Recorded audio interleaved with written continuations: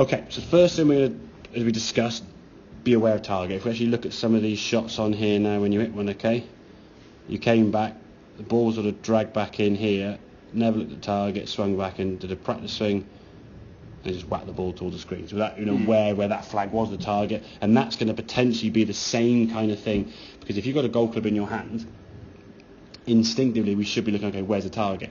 I always do the test, mainly with the kids to be fair, but it's okay, right, there's a golf ball, without looking, throw that ball in the hoop behind you. They're like, what hoop? And when I said to you, how far do you have to go? You're like, where's the target? Kind of. So when you're told not to look or not to find out, it's like, how far have I got to go? Okay. So if we can get in that habit of getting in a better position, it will certainly help. Okay. But if we look at your posture there to start with, okay, quite a roundness in the back there as we can see. Therefore your hips are quite level and your legs are now going to be flexing a bit too much. That's going to sort of create a rising up sort of sensation. As you go back, there'll be a rising up in your spine angle and your posture. Okay, what we've got to try and do. So is that from before? This is your before swing. Yeah. This is now your after. Now you'll see the static changes generally happen pretty quick. If I said to you, put your foot there or there, that can be done. The swing changes will take a bit of time to embed, because obviously instinctively you're doing something one way. We've then got to put some practice in now to try and change that. It'll still be harder for me to hit the ball, but I know it.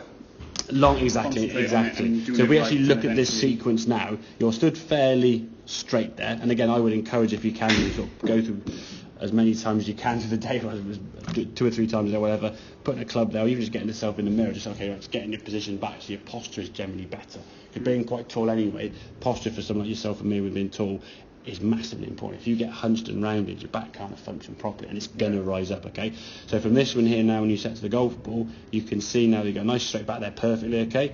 And then you see how your hips are going back to that green line. As you go backwards with your hips, your body goes forward. So you tilt over the golf ball here now at address, put your hands on the club, look for target, but you're back there. If you look at those sort of two. It's the thing. No, that's much more curved, I'd say.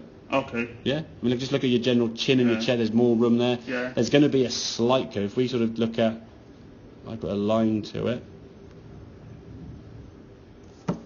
Yeah. Okay. Yeah. That's definitely above that one on the right. And again, I wouldn't expect it to sort of just suddenly go that quick. It's certainly better. Okay. There is room for improvement, obviously. And I think that'll be something we always sort of keep referring back to in terms of your posture, because it's one of those things that's tall, but just in general setup, that's a much better position, okay? As we swing now, again, looking at your target to be aware of actually where you're going, just in the habit of doing that.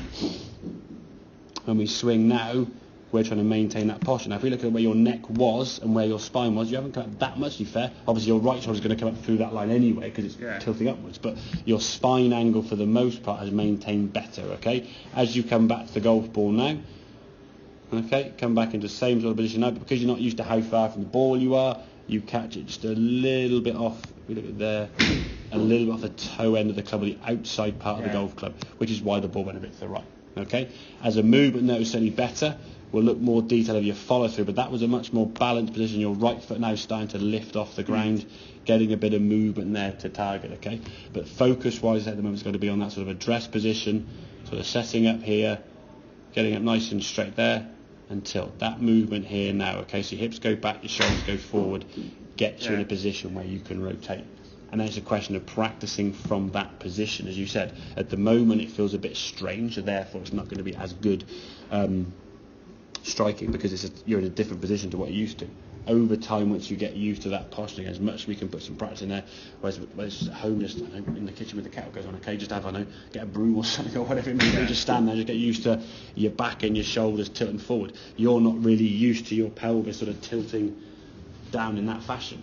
If I said, sort of lean forward, you would just naturally do that. If you had to go and pick something off the shelf in a supermarket, you would sort of, that would be the movement there, rather than kind of that there. It just wouldn't look as normal, would it? Okay, so that's not the issue, but that's kind of what we're going to work on, and get yourself in a position whereby you can hinge and tilt over the golf ball.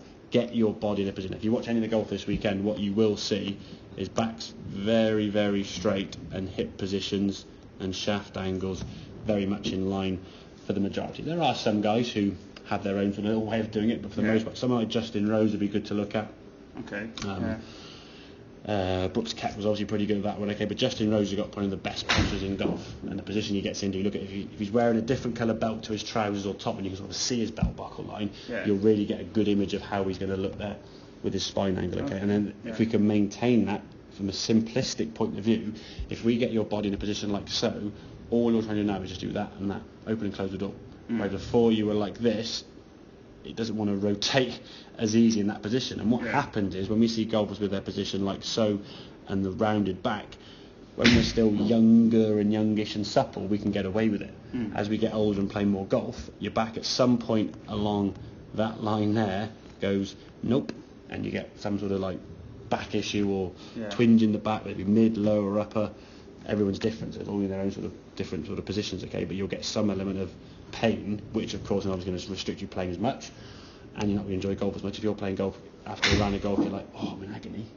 It's going to take away the enjoyment of the game, isn't it? So does that kind of make sense then? So statically wise, I think work on the posture, and again, posture, although it includes mainly your top half of your body, got to be careful with your feet. If your feet sort of splay out and sort of get a bit out of control, they're kind of your base point. If they're bad, no matter how good your posture is with your back, if your feet are all over the place, you're not going to be able to swing a club as effectively as you can do, okay? So get the body in a position whereby it can be more efficient, and then swing-wise, we're just trying to maintain that posture. Again, looking at target, but maintain that posture.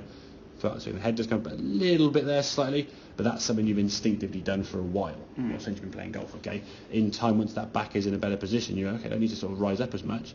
We can just basically turn and swish and then find the golf ball. Okay. Yeah. Right, let's have a couple more and see if we can try and embed that in, okay?